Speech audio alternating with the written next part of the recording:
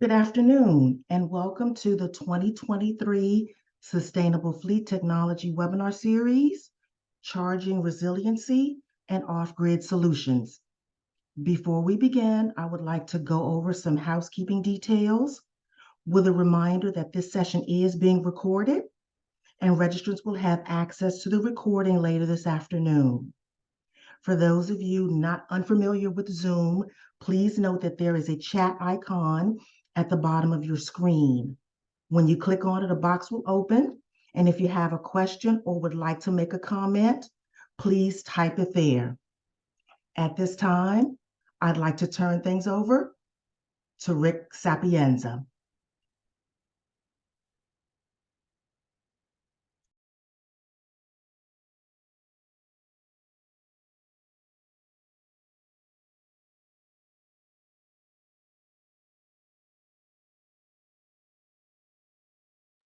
Okay. Good afternoon, everyone. Thank you for joining us. As Annette said, this is number 9 in the Sustainable Fleet Technology webinar series for this year. And the topic is charging resiliency and off-grid charging. It's a topic that I think a lot of people are thinking about. We're seeing more and more about attention paid to it, as well as some solutions coming in the marketplace. And we're going to go through a number of them. What it entails is somehow generating and or storing energy. And I don't want to steal the thunder from our panelists for today. So we're going to go through just, some of the things that are out there, some of the things that are coming to market.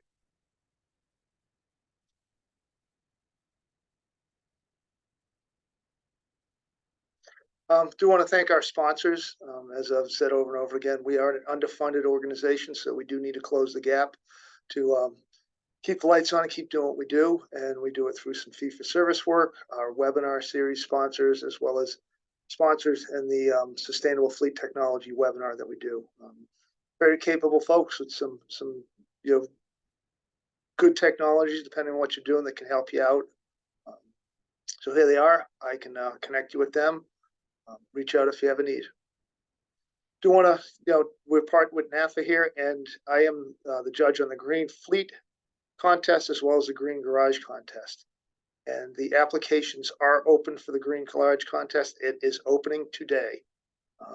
Not as rigorous an application as the 100 Best Fleets or the Green Fleet Awards, but helps you look at your organization and what you're doing, and help you identify gaps, et cetera. It's almost like having a consultant. And if you go through it and answer the questions and think about what you're doing and how you can improve. So I encourage any of the fleets out there to apply. Upcoming webinars, I think in our intro slides, NAFA has a very busy agenda ending out the year. And one of them is going to be the Green Fleet webinars tied to the Green Fleet Awards. We're going to hear from the top green fleets.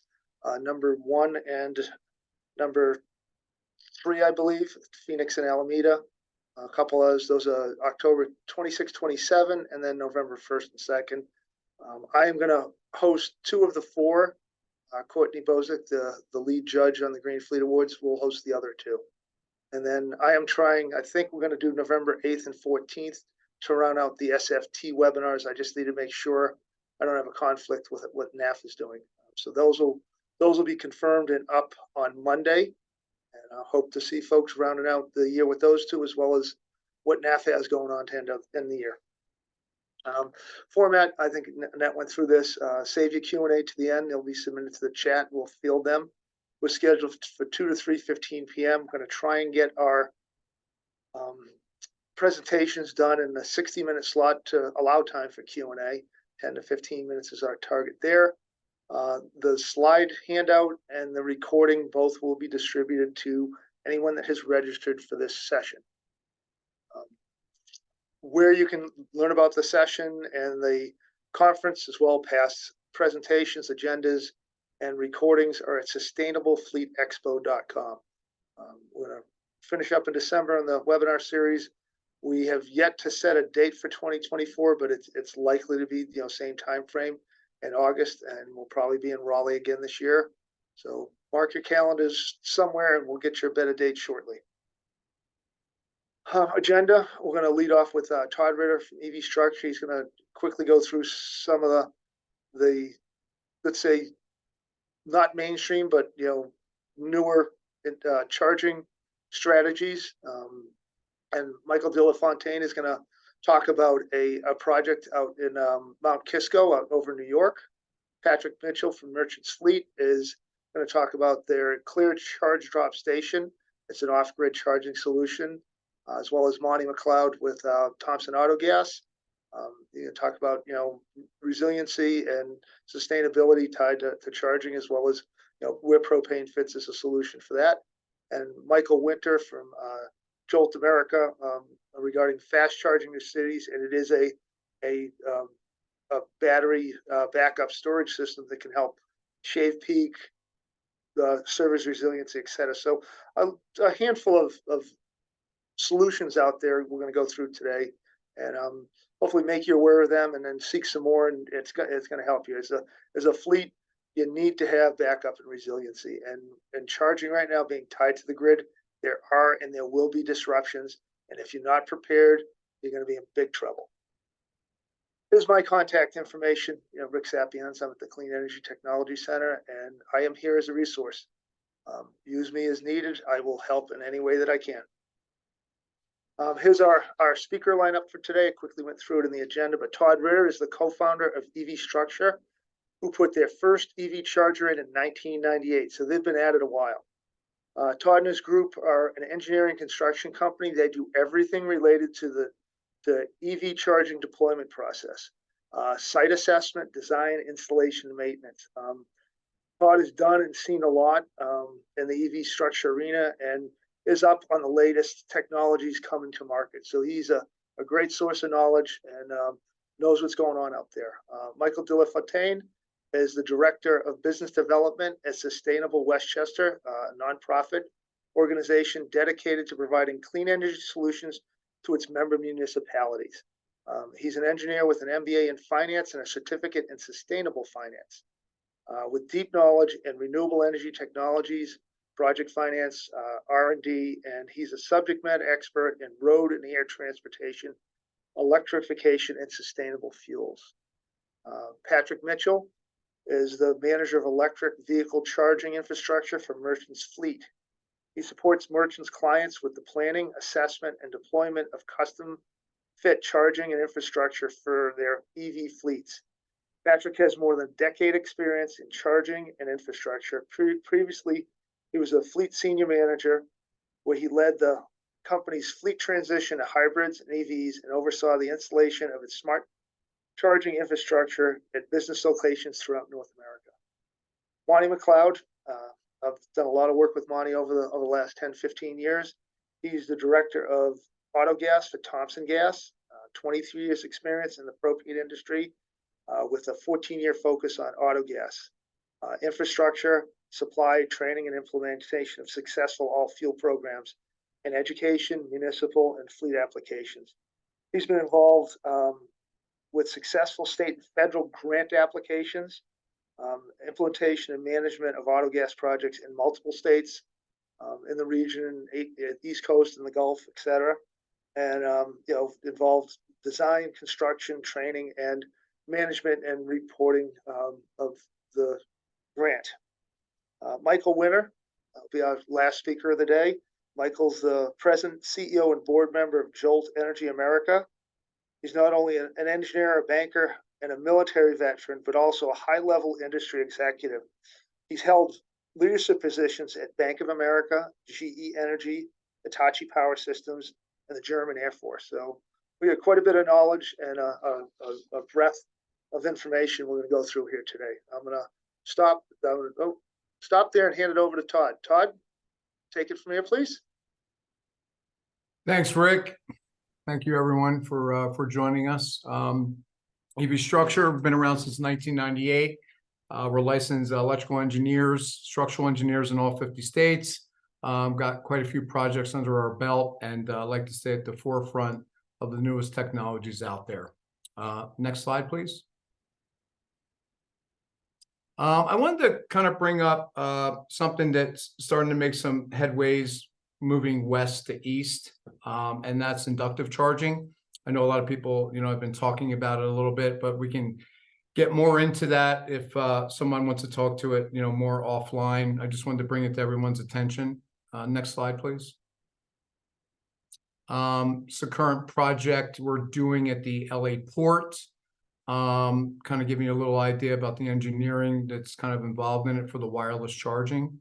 It has a lot of advantages than wired charging, obviously. Reducing a lot of infrastructure. We're reducing also, if you're coming off resiliencies like we're going to talk about today, you can power it from batteries. Next slide, please. Yeah, this is the project, the APMT shuttle project that we're doing down there at the Port of Los Angeles. Next slide, please. Kind of just the engineering behind it. We can definitely get into more of the details one-on-one. There is quite a lot involved in that. So let's move on. I put this one in there because Phoenix Motors, I'm sure everyone's hearing about. They're kind of, making some headway into the industry for drayage vehicles. So I kind of just want to show that a little bit as well. Next slide. All right, let's get into one of our favorites, ADS. We will also have Michael will be talking more about this as he knows it very intimately as well. Again, something we can, talk more offline about. As you can see, it's a very sexy charger with a battery buffer. I'm not going to get too much into the spec sheets about it, but if we go to the next slide. We can charge a Porsche Taycan from 0 to full in 10 minutes. That's what's really attractive about it. Really efficient, ultra fast charging without dependency from the grid for battery buffering, delivering up to 320 kW, even on power limited grids.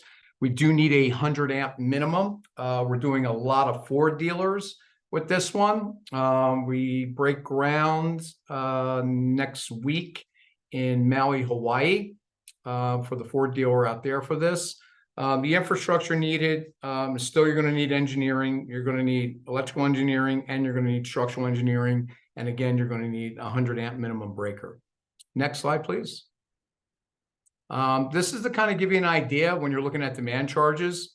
I know it's finally starting to happen that fleet managers, car dealerships, where it all starts, are really starting to see the effects of their electric bill. We try to tell them up front, you're going to have demand charges, and they're just more interested in getting the chargers in so they can get their cars, because the OEMs are really holding the dealers coals at the fire right now. If they don't get their chargers in, they're not going to get their cars. And there's a lot of pre-orders there. So now we're finally starting to do a lot of that. However, the ones that take the time and pay attention, that's something else we started. So you know, at EV Structure, we have a whole division that just takes apart everyone's utility bills, because there's a lot of hidden mishigash in there that we find and bring it up to reality of what you're really going to be paying for these things. Here's an example here with just Southern Cal Edison, time of use EV4 rate. It's got a $15.51 kilowatt demand charge, right? So what that means is if you are using the charge box with a 300 kW charger, you're going to be saving that much money, right? If we're talking about NEVI, that's the kind of money you're looking at saving with battery buffer, opposed to paying full just coming directly from your panel, from your grid. So there's quite a substantial savings. And again, you'll have these slides so you can look at it in a little bit more detail. And over to the right, if you notice, it gives you an idea with the different vehicles of what you're looking at as far as time goes. And next slide, please. Let's talk about our newest baby. And Michael DeFontaine will go more over this. This is the project that we did in Mount Kisco with a company called eCamion. Next slide, please. This is really a beautiful system. It's a DC to DC integrated solution.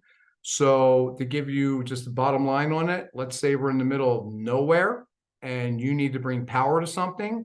We can use natural gas. We can use wind turbines. We can use wind. We can use solar to power up the batteries and then dispense them through the dispensers.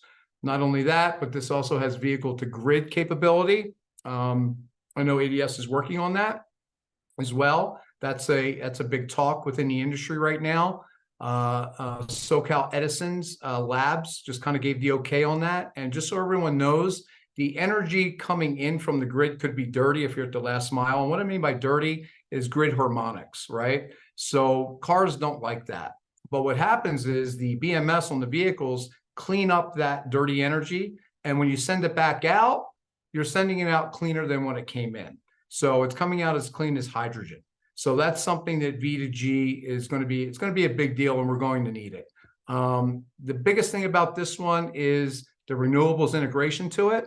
To give you another idea, a project we did in Florida about 3 years ago, we literally came off a quarter of a 20 amp breaker. We were able to power this up and charge batteries with as little as 5 amps. It's really an amazing system. Next slide, please. Again, some of the engineering going on with this kind of stuff. There is engineering involved in this. We're going to need to get, some, if we're coming from the grid, obviously we got to do some electrical engineering, definitely got to do some structural engineering. These things are 12,500 pounds. So a lot of rebars involved with this, but construction time normally is about 2 months.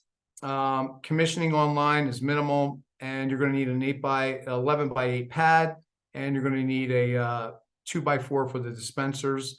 But overall, the infrastructure is probably about 25% less than coming directly from the grid, which is really nice as well. Next slide, please. And then I'm going to end my slides with kind of, the future a little bit. We still need to talk about hydrogen. Still a lot of unknowns there. I know our partners at Renewable Innovations, I just heard, came out with a kind of a virtual pipeline. If you're familiar with the Galileo hardware, same type of thing. More to come on that, but I wouldn't be doing my job if I didn't bring up hydrogen. It's just a little too expensive to deliver right now for everybody's budget, as we have been talking to people. But military obviously has the deep pockets for things like this, and this is something they're obviously really interested in. Next slide, please. This is how it can be delivered. It can be delivered mobile. Taking it, if someone's just got stuck, we could literally deploy an MPG, or bring out, a whole megawatt of power, with an 18-wheeler, or on site as well. Still, again, this is, kind of future stuff, not for everyone. Next slide, please. Again, another way to kind of look at this, as you can see, everything that I've kind of went over a little bit has to do with batteries. So batteries is really what everyone should be really, really thinking about. I'm putting a couple deals together in the background with a little company named AC Delco. So to bring a nice name to the whole battery industry here, I'm really close to getting that done and over the finish line. So hopefully by Q1, we'll have some things with AC Delco name in the background. Next slide, please. In closing here, microgrids, as you can see, the grid can't handle everything. It's just not going to be able to. Give you an example. This time last year, maybe we were talking to the utility once or twice, a year. Today, if you looked at my calendar, it's 3 to 4 times a day. We've had to hire a separate utility department because the grid, our busiest place right now in the nation is Nebraska, out of all places. Next to that is Kansas.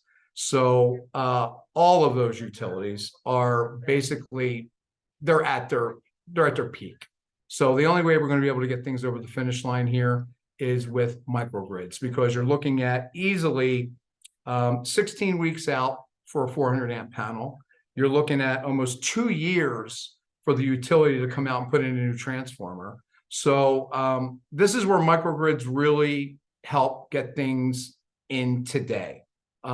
Everything, all the equipment's on the shelf, ready to go. Turnaround time, on an ADS Tech. They're in stock, ready to go. Turnaround on an eCamion is about 3 to 4 weeks. So really need to start looking at microgrids and dissecting your utility bills. There's a lot of hidden stuff in there that you just don't see. And it's all we're doing. It's all we're focusing on at EV Structure. We still have our grid-tied stuff with our LAPDs of the world, but even now we're at their constraints, and we're now quoting for microgrids for emergency backup. The other thing you can use microgrids for as well, which is really nice, it's battery first, then charging. So with the microgrids, you can also use that as emergency backup power for your building. Next slide, please. And that's pretty much all I got. This is more of a one-on-one conversation. There is a lot going on with these things, but the people that come after me are actually doing it, so they can speak more about it. But I'm the guy behind it. So if you have any questions, there's my information. Happy to talk to you. You know, it's all customized, so no one place is the same. So happy to talk to you and help you in your future endeavors when it comes to microgrids. Thank you. All right, Todd, thank you. Good information, good overview of some of the solutions up there. Next up is Michelle with Westchester, Sustainable Westchester, and he's going to talk about that Mount Kisco project in a little more detail. Thank you, Greg. Can you hear me? Yes, sir. Okay, next slides, please. So quickly, Sustainable Westchester is a non-for-profit, and our memberships are all the municipalities and the county in Westchester County. Next slide. And our programs are revolving around electrification. Since we are delivering clean electricity, we want to electrify everything that moves and that doesn't move. That doesn't move, real estate, housing, residential, commercial, industrial, as well as other major users. And then we are electrifying clean transportation, mostly focusing on EV charging infrastructure. Next slide. So as Todd mentioned, we have a project that is completed at our headquarters in Mount Kisco. You see here eCamions Jules, that's the new name for the product. It's a 3-part project, a 85 kilowatt solar photovoltaic system that feeds into and DC coupled into a battery, 180 kilowatt hour storage. And then we have these 2 ports, each of them 75. As Todd mentioned, it is basically a grid independent or microgrid structure that allows us to function completely independent from the grid, but it is also using the storage to enhance the community solar project that the solar provide us. And that is basically day one, you make money. If you were to install today, you will have to rely only on the DC fast charge revenues. You will not make it, but this project has the ability to make money the first day. As Todd mentioned, we are facing in Con Edison, I believe it's the second after Hawaii, highest delivery charges for demands, and it is up to $300. It would be something like $50,000 just to maintain the account, even no charge is operating. So that system here operates a reduction of the impact onto the grid by 80%. We didn't have to upgrade the system, the utility system, the transformer and the feeder here, because we basically under their maximum allowed capacity. It's 150 kilowatt kVA transformer. It's basically, it would pump everything, including the building where we're housed. And so it is going to pump up to 30 kilowatt for a push into the cars at 150. That's where we have a 80% reduction. So, and we also are, as an organization, subscribing to community solar to LMI communities. That means we can capture the bonus ITCs as we're doing in this case. And next slide. And I just wanted to make sure that since we are on a municipality property, that we need to interface with the municipalities. We are currently leasing the space from the mini, so we are paying a lease to the village of Mount Kisco. But you also can think about a P3, what we call a private-public partnership with the municipalities, where you can engage, for instance, using the curbside in municipalities, while, let's say, a dealership next door has the system and the solar install on their premises. A little bit of discussions about the permitting process, since it is assembling three different, I would say, a system that most of munis don't understand at this point of time. The solar PV, it is coming perhaps a little bit closer to them, but the DC fast charge and the battery on top of that means that we have long discussions with the villages and in general the municipalities, building department about everything related to permitting. The fire code is obviously a big thing, and Julie eCamion, mostly eCamion we call it, has gone through a UL certification process, which is making life a lot easier for us.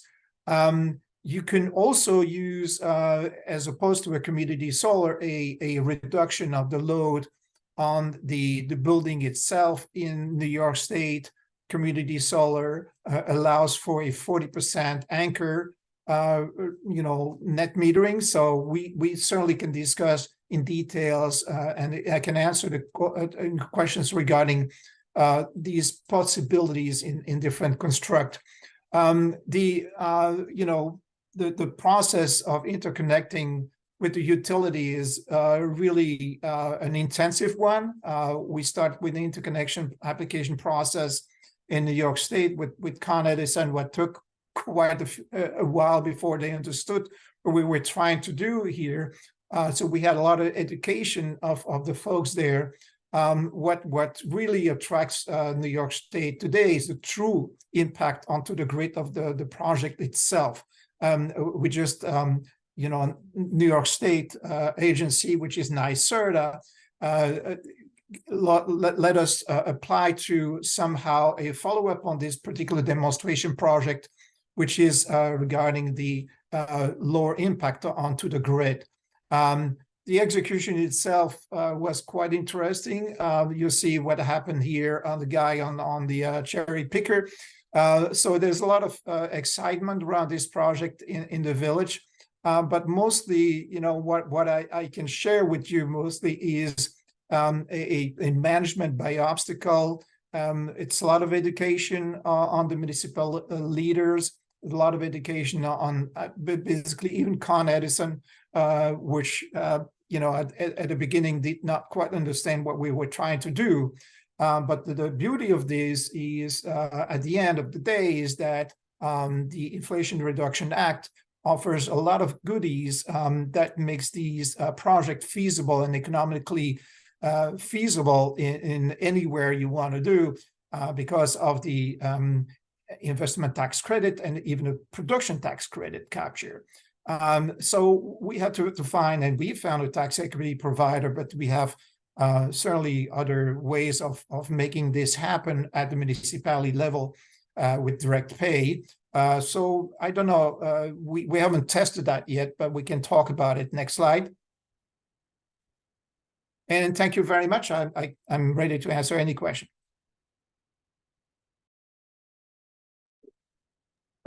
Michelle, thank you. Very, very interesting project, demonstrating that this can be done. It's minimal impact, minimal upgrades, and still be able to provide power to buildings and for chargers as well. Thank you. Next up is Patrick Mitchell from Merchants Fleet. Patrick, I'll let you take over and talk about Clear Charge and what you're doing, applications, and a couple of stories in terms of deployment. Sure. Patrick, Thank you yeah. so much. Yeah, Appreciate the opportunity to represent the Clear Charge program with you today, and specifically the drop station application that is just now coming online. So you can move to the next slide, please. So the drop station is really just the nature of the word there. It's a mobile charging station solution that can be dropped really anywhere in the United States. And so it's a mobile charging system that allows for rapid deployment really anywhere, and supports an off-grid capability anywhere throughout the United States. So we've partnered with Pioneer eBoost that was represented earlier in the presentation to develop this drop station family. So there's 2 units that we have as part of the drop station family in the Clear Charge program. The units easily towable. They can be transported on a lowboy. They can be towed with a 3/4 ton or 1 ton pickup truck. And they really don't require any grid connection whatsoever. A lot of the mobile charging solutions that are available now still require some measure of connection into infrastructure of some kind. This unit can be moved anywhere and can be activated upon deployment. So it uses low carbon fuel using a propane application, propane powered generator, and then feeding the EV chargers from there. And then certainly, propane, as we all are moving towards, a clean energy environment, propane is still, part of that discussion just by nature because of the cleanliness of the fuel. And you can see a few metrics there as far as just regular propane fuel. And then certainly our desire is to move towards a renewable propane application, for any of the deployments of the drop station. Unfortunately, renewable propane a little bit more challenging to get in certain areas of the country, but we're still very pleased with the level of cleanliness of propane overall. And so, as you can see on the right-hand side here, there's two units that Merchants Fleet is currently in process of working through. So the Flex unit we received last month and started with some testing and some applications at our own office and some other event areas. The Mini unit is in final stages of production, going through product testing, and moving forward towards deployment. So, and really the nature of the Clear Charge program, it's really a family of EV charging options that we present to our clients at Merchants Fleet. And even a subset of that within the drop station, trying to provide a few options because a Flex unit with 4 level 2 chargers at 11.5 kW each, plus a DC fast charge unit is really not going to be the application for every fleet.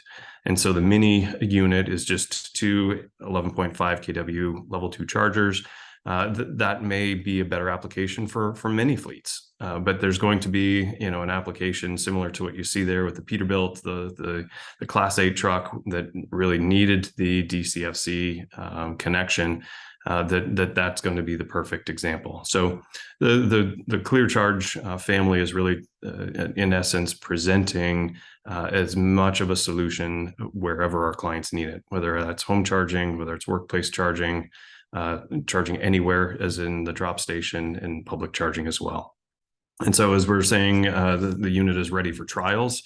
And so we have a client advisory board, a member group of our clients who are, our test case in some cases, an opportunity to be able to present an opportunity to them to test a product and provide unbiased feedback back to us to help us better the application, better the product, so that when it goes to the full measure of our clients, then it's a more improved product. So we're gearing up towards shipping the units out for real world applications and getting a better product as a result. So you can move to the next slide. So really, as you see a unit like this, like how does it work, and where can I even use it? And so in some cases we've seen some absolutely perfect applications, and others we are really planning towards applications in that area. Really, it starts with the infrastructure delayed projects, and as I talked to Rick just last week at a conference. It was sharing with him even our own challenges with deployment of charging stations at our own headquarters here. We have 12 charging stations that are available to our employees. We're in a multi-year infrastructure project, or multi-phase, where we're adding an additional 40 ports that will be used for our employees and the EVs that we have here available in the pool fleet. But unfortunately, we've experienced delays like many of you, and in our cases, it may not just be a transformer. We've reached some delays just based on the housing or the panel of the circuit breaker enclosure. And so sometimes it can be a short-term delay because of a simple product like that. Sometimes it can be a long-term delay that Todd mentioned about getting your transformer, where now you're talking months or potentially well over a year. And so in a situation like that, if vehicles are deployed and you have no charging capability, then the drop station can be moved to a facility and can support an EV operation within minutes of deployment. Remote fleet operations, as was mentioned, my background is in fleet management and charging station deployments.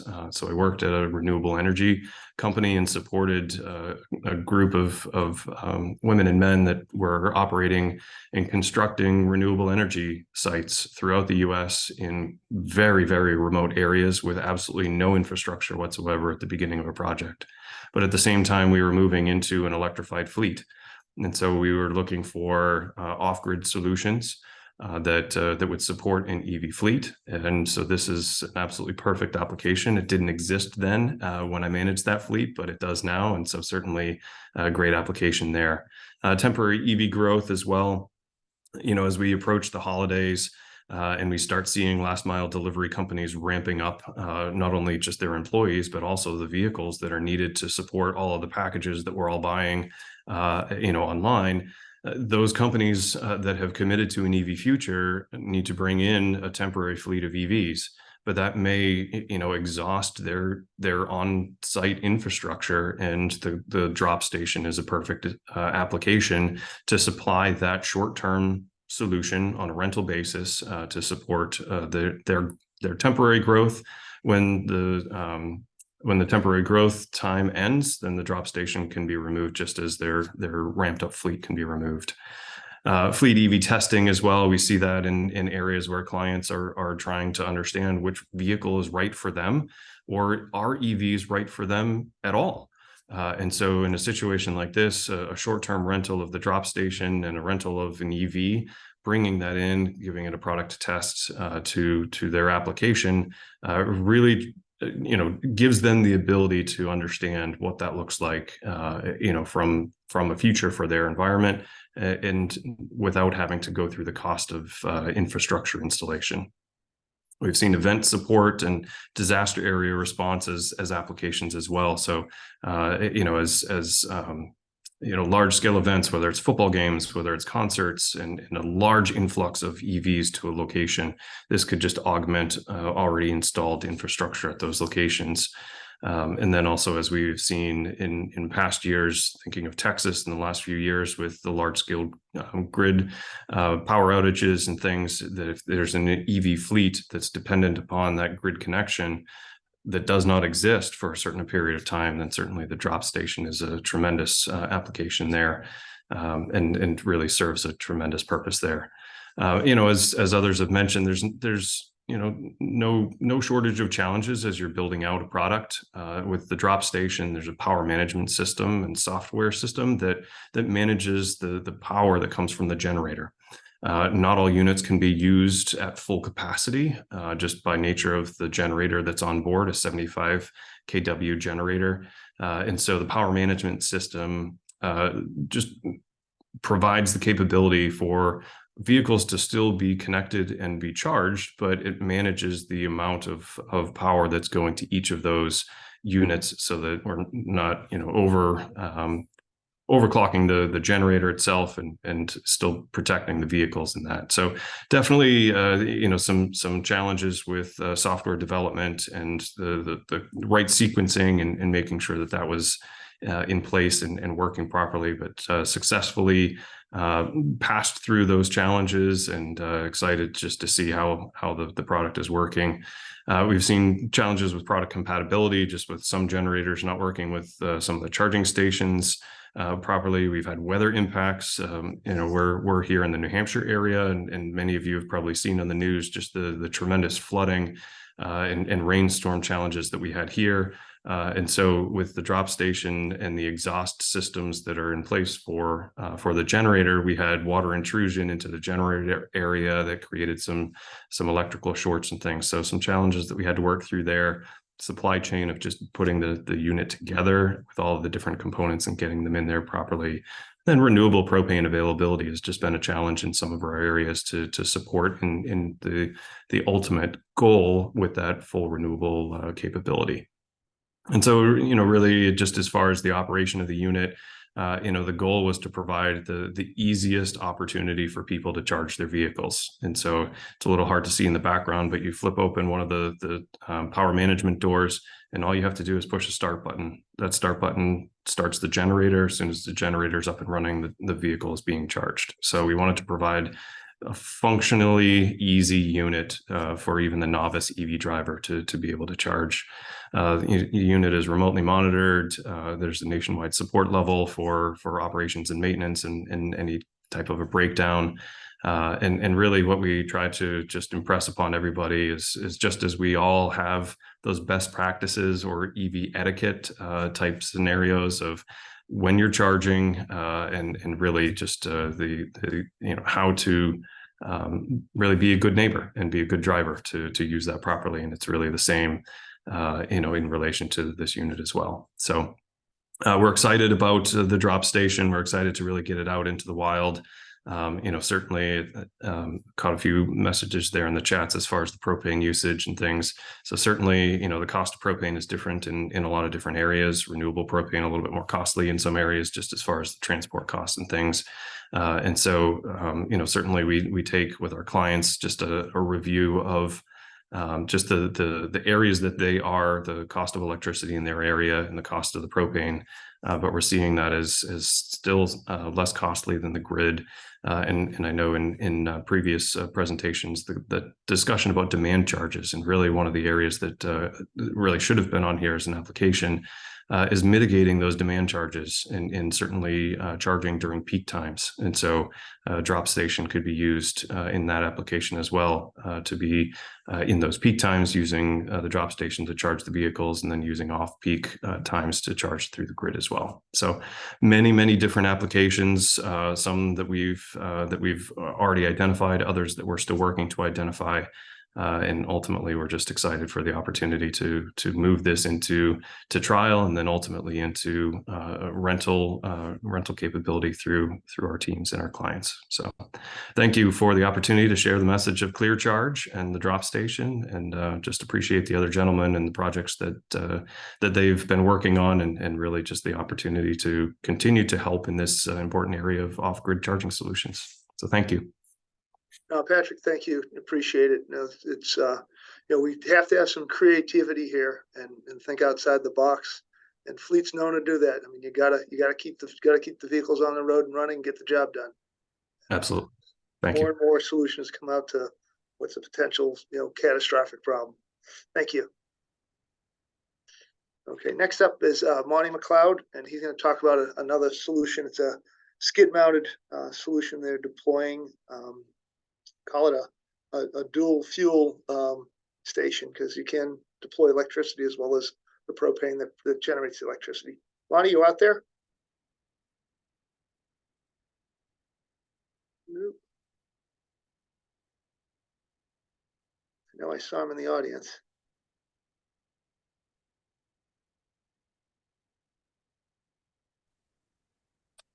Can you hear me, Rick?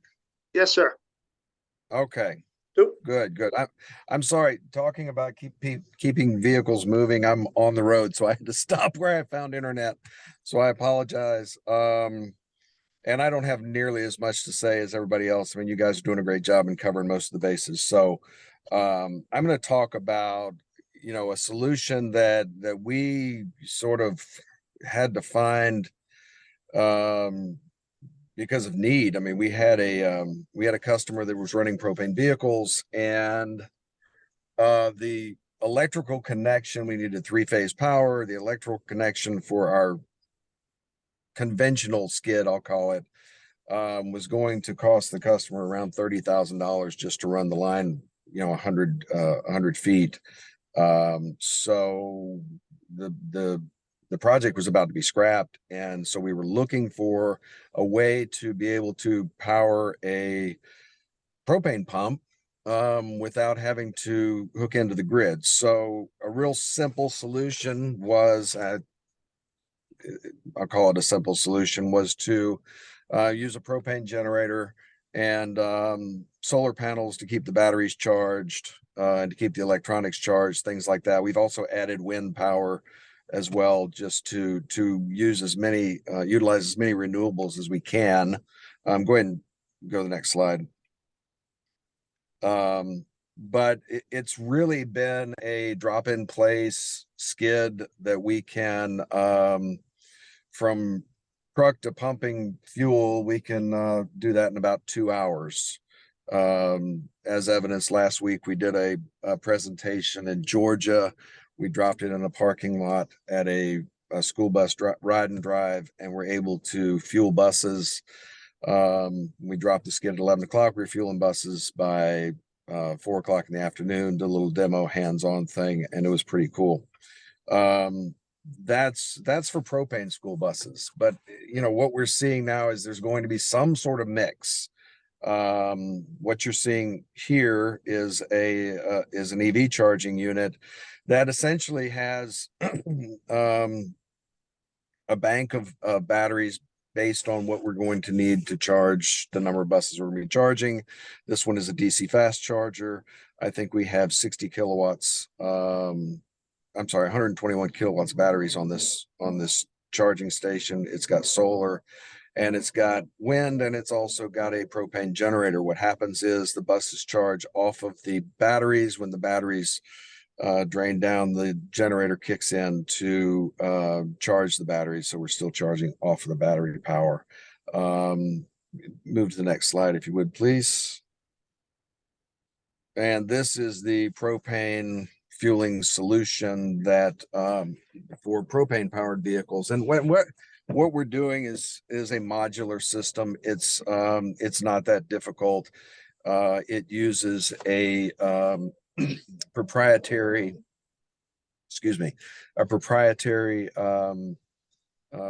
app, phone app to activate the system and bill the customer. So it does have network ability. It is somewhat mobile. It certainly is scalable. We can go up to a 30,000 gallon tank with multiple dispensers. We can do multiple charging units, whatever we need. But it's not custom built. I mean, this is all off the shelf stuff. We can add units together, whatever we need, and deploy them very quickly. We've got about 15 of these in the field right now that are working extremely well. And we're getting ready to put some in Minnesota, Wisconsin to test cold and to do some things like that. But it's a fairly simple solution, easily deployed. Propane usage is dependent on the vehicle and how much power it needs. I mean, it's a math formula. The vehicles that are running on propane, that we're using the propane off-grid stuff to fill them, it is very, very minimal. They're pumping at these stations, pumping about 12 gallons a minute. The generator is not on for very long at all. So that. Go to the next slide, please, Rick. So what we're trying to do is not change the world, just take what we have in the propane industry and fill some gaps. I think there will always be a need for high density liquid fuels for delivery applications, because hey, you're not on a route where you know where you're going to go every day. You're going to have to be able to fuel on the fly and keep on going to get the things, whatever it is you're delivering, where it needs to go. So I believe it's going to be some sort of, we believe it's going to be some sort of mixed bag. I think propane works extremely well in the in the medium heavy duty application, delivery vehicle, school buses, things like that. That's our kind of our sweet spot. And then from a charging standpoint, we can charge anything from a Tesla to to a school bus to a tractor trailer. It really doesn't matter. That's just a function of the number of batteries and the size of the generator. So again, I don't have, my story is not quite as exciting as some of the others, but it's working, and it's working right now, and it's a solution that we're able to do right this minute. I mean, we're installing today, tomorrow, and next week. So any questions on that? I'd be glad to help you with that. Go to the next slide. I think that's my contact information. That's me. We are in 35 states currently. So, if there is a need or something we can help you with, please let us know. So thank you, Rick. I appreciate the time, man. Great. No, thank you, Monty. That's good. No, I was up in Massachusetts last week for the Alt Wheel show, and that's where I ran into Patrick. But and talking to the propane folks up there, one of the electric chargers has been deployed in New Hampshire by one of the school districts, and I was hoping to get some more information on it, but just wasn't able to turn it in a week. So we're doing a couple. We're doing some stuff in Georgia and South Carolina as well. It's not always as sexy as some of this other stuff, but it's something we're kind of doing because there's a need out there. We got to get the energy where it needs to be, and you can't always do that with the grid. So this solution is it's available right now. Great. No, great. Thank you, Monty. We'll No hopefully problem. have some questions to the panel when we get there. So to round out the group is Michael Winter with Jolt, and it's their product is a battery-based product, and I don't want to get too much in it because Michael knows more about it than I do, and I'll say something wrong. So Michael, I'll let you take it from here. Thanks so much, Rick. I appreciate it. I appreciate everybody joining here and the views of my colleagues here. And my views certainly are just a glimpse of what's happening in the marketplace. But thank you very much for your interest. Jolt Energy and Jolt America is a company that was founded in Germany and in Ireland. We're operating out of, we're working down a list of 180 installations, 180 locations right now. If we go to the next slide, I'll detail a little bit more about what we are about. And we're just entering the United States market, and our initial U.S. customers will be initial deployments in the fourth quarter in and around the New York City area. So somebody told us, if you can make it here, we can make it anywhere, and that's why we picked New York City, because it's a fun place to be and a very challenging place to be, and if we can do it there, we can do it anywhere.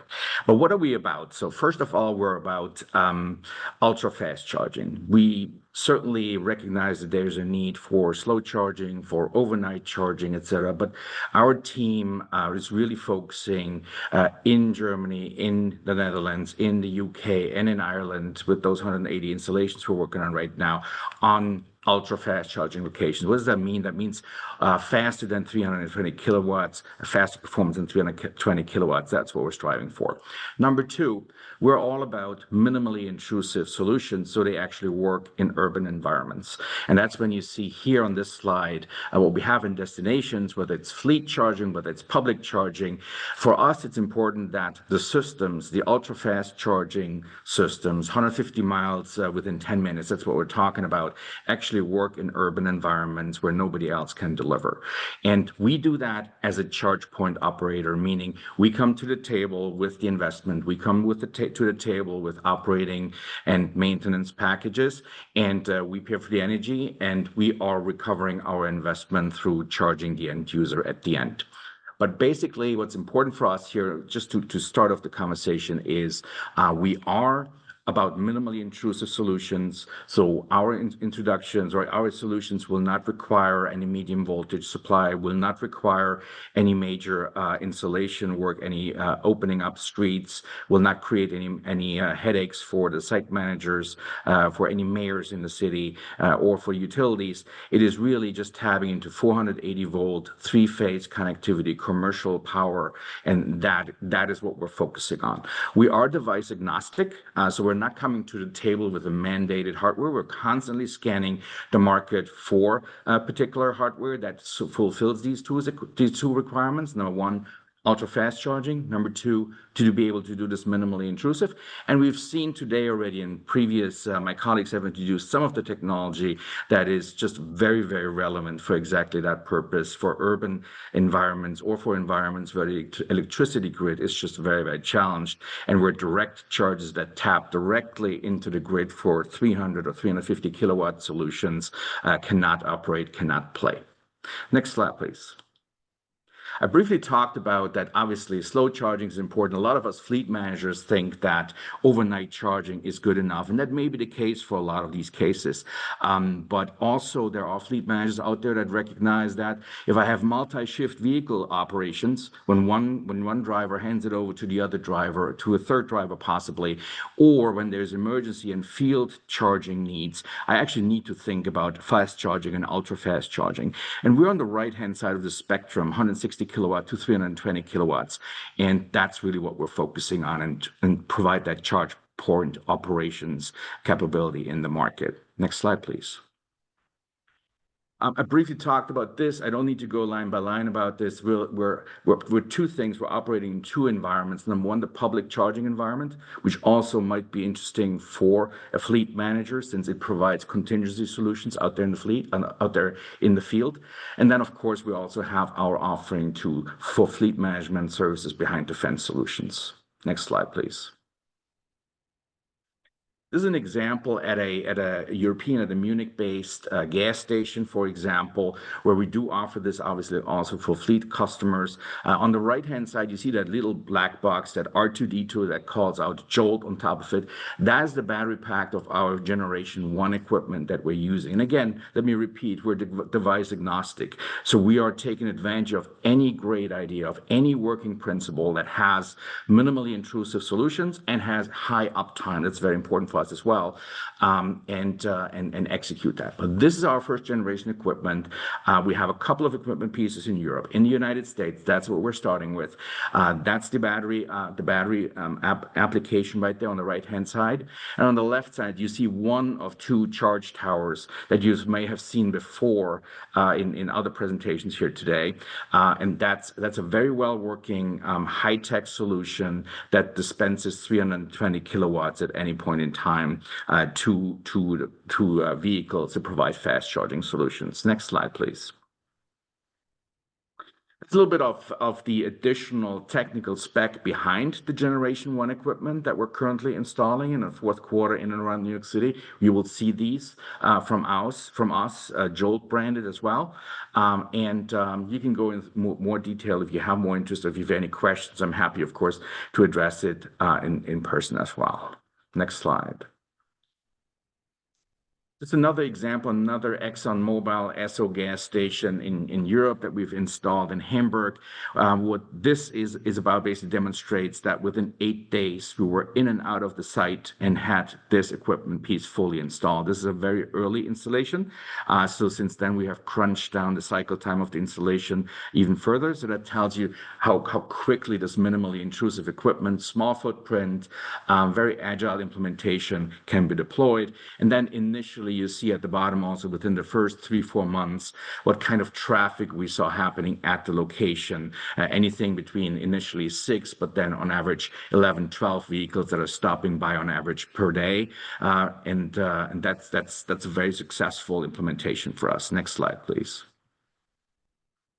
Looking into 2024, we're going to bring this piece to us. This is a kind of a phone booth sized 300 kilowatt solution, also 2 dispensers. You see this picture here is in a Munich office park behind the fence, and is being utilized by customers within this office park.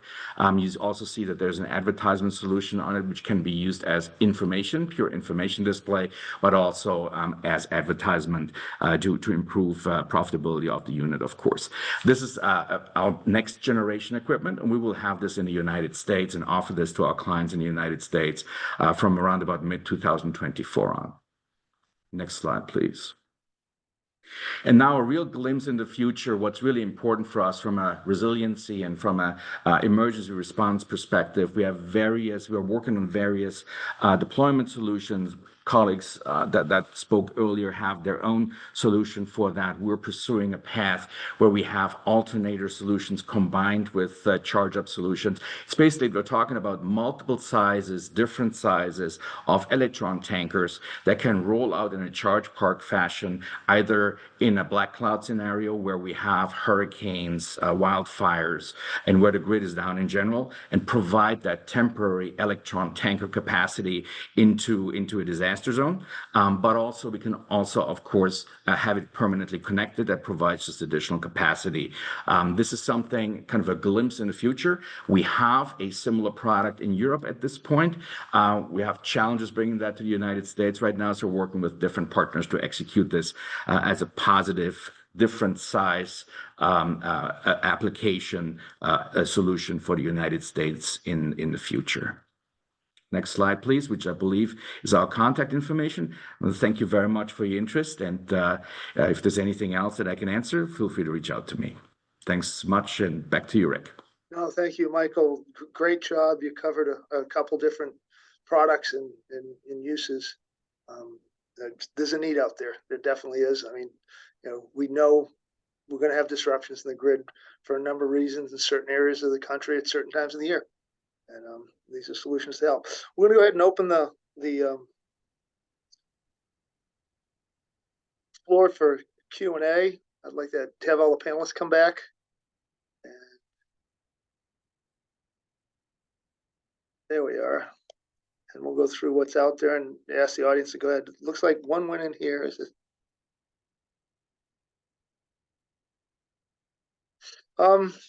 I guess the first one came in the Q&A, and then we'll go to the chat. Patrick, it's asking about the drop unit. How long between propane fills? What are the tank capacities on those? And I guess how many kW can you dispense before you're going to need to refill? Yeah, so the propane capacity is 200 pounds for each of the units, and so really it comes down to how many of the charging stations are being used, especially on the flex unit with the DCFC that's connected. So that certainly brings the generator up to a higher level of usage. So what we've seen, and at least the specs that we have on the units, for the flex, continuous usage, roughly about 20 hours of usage at maximum output of the generator. So if you have 6 cars connected for that period of time, then you would need a refill. And for the mini unit, the smaller one, it's over 60 hours of usage for continuous usage with both vehicles plugged in. But what we anticipate is that we're not always going to see all of the chargers used all of the time. So those numbers will increase to some degree. But with the larger unit, anticipating potentially a couple refills a week, or maybe every 10 days. With the smaller unit, looking more towards every 2 weeks or so.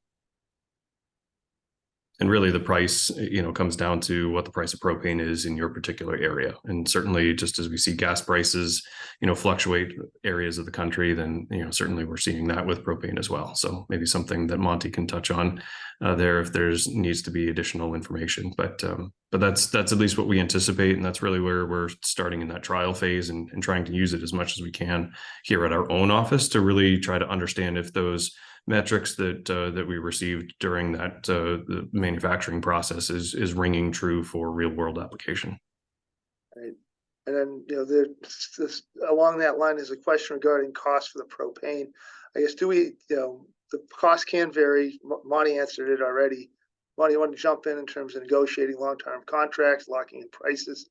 Do we have I guess, in either of the systems, an estimate on, pounds of propane to kg hours? Kilowatt hours? Yeah. So typically, like, we're using a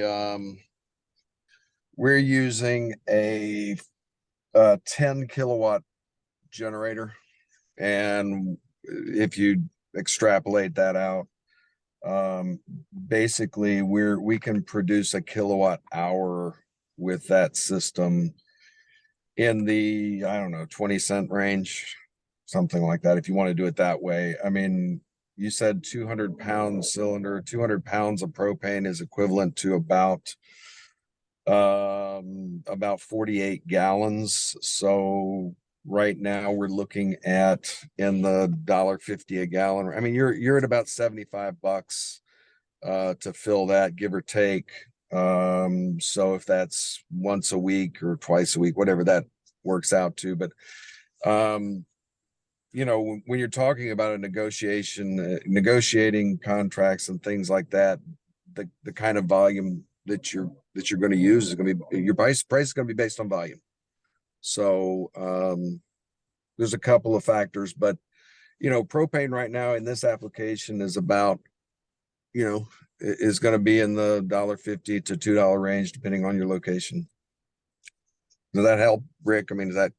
Yeah, there's always, that's depends. ballpark. I mean, your cost is dependent on how much fuel you use, no matter what, be it electricity, propane, gasoline, or diesel.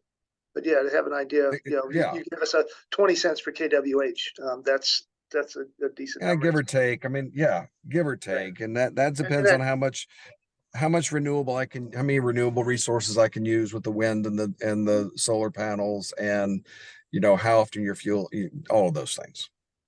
So it's the usual answer. It depends. But unfortunately, it really does. But I would say somewhere between that 20-30 cents per kilowatt hour is really where we're kind of expecting things to fall. Which is actually lower than what you guys are paying up in New England, correct? Yes, things have gotten lower than paying West. Now we're fortunate that we have a fairly low cost of electricity.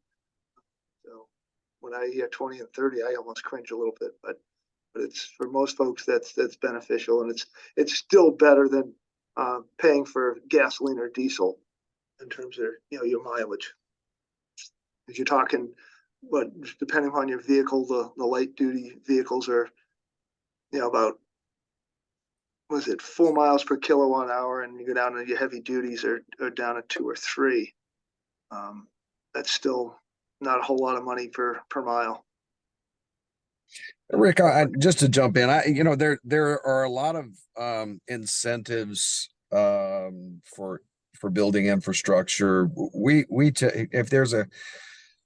If we have a fuel contract tied to it, we typically don't charge for the infrastructure. We do get if it's for propane vehicle usage, there's a 30% tax rebate. I'm sorry, tax credit for, there's the rebate on the taxes for propane use, but there's also, when we're using solar panels, there are some tax advantages there too. We take advantage of all of those, which helps us to be able to provide this infrastructure to the end user at low or no cost. So right. And Michelle pointed out I'm just trying to sell fuel, man. But no, there are, I mean, that's a thing, we talk over and over. I mean, there's an upfront cost to go in these alternative fuels and these renewables. and there are incentives, there are programs out there, be it, rebates on the fuel, tax breaks on the infrastructure, upfront incentives for the hardware. There's a lot of it out there. Work with your local clean cities. They got their finger on the pulse of that, or your councils of government or your MPOs, metropolitan planning organizations. That's part of their job is to help the constituents in their areas, spend this money. I mean, they're throwing a lot of money at it. Let's not leave it on the table. Take advantage of it. And then there's one. I think Yeah. Organizations like yours, Rick, I mean, are an invaluable resource, and to go into any kind of alternative fuel program without a Clean Cities contact or involvement, I think you're going to leave money on the table. So I've been doing this a long time with grants and everything else, and I'm telling you, advising you to find somebody that can help you run down all of these government funding, state funding, local funding, all of these things to make it part of your package. That's the only way this is going to work at this point until we get the technology down a little bit, get the expense down a little bit. Right. There's another question. It's really a little bit off topic from ours. It's vehicle to grid, looking for, it looks like equipment demonstrate V to grid hands-on modules. I can probably help with that. There's Vermont Energy. They did one with Roanoke Electric, a demonstration. They did one with Danville Water. There's a couple others out there. And we did a school bus project with the Cherokee tribe here in North Carolina, and they did bi-directional chargers along with their school buses funded through the EPA. So I can maybe get with that question offline, unless somebody out there in the panel has some experience or comments regarding V2G and who to work with. I'll take the quietness as will let me handle it. No, what do you want to know, Rick? Well, they're looking to do they got an NSF proposed grant, demonstrate V to grid with develop hands-on modules with that. Actually, I think that as I read this again, this is probably education related to learn more about the Masters of V2G is a company called Rhombus. Rhombus, yep. Not Rhombus is in my Rolodex. Yeah. Although you have a good more friends direct with line. him. He answers your phone calls. I don't know if he answers mine all the time. Yeah, we're pretty tight with them. Yeah, we can talk about that offline. Okay, that's good. Overall, I mean, it's what I heard today was, quicker deployment, in some cases less expensive, definitely less expensive for dispensing electricity with in terms of demand, not even worry about demand charge and use this potentially to peak shave. There's a number. Okay. All right. They did respond. We're on the right line. I'll talk with Wake Tech offline. Good information. I appreciate everybody's time. We have a couple minutes left. Any closing remarks or final questions from our audience? We'll field it. If not, we'll go ahead and wrap this up. Any of our panelists have a final thought or want to reinforce a point that was made or a new point? Just thank you very much for having us. No, I appreciate it. I can't do this alone. I need the experts to really drive things home and let us know what's going on out there, what the capabilities are with technology. So with that, we're going to wrap it up for today. I really appreciate everybody's time. Good session, a lot of good knowledge, and the point was to let folks know what is available out there to help them, and I think we accomplished that, and we gave them several options. So everybody, have a good day, and thank you. Thanks, Rick. Thank you, everyone. See you. Bye. Thank you, Rick, Patrick, Monty, Michael, Michelle, and Todd for such an informative presentation. And the recording for this session will be available later on this afternoon. Thank you all for joining the webinar this afternoon, and have a great rest of your day. Bye, everybody. Bye-bye. All right. Good day, all.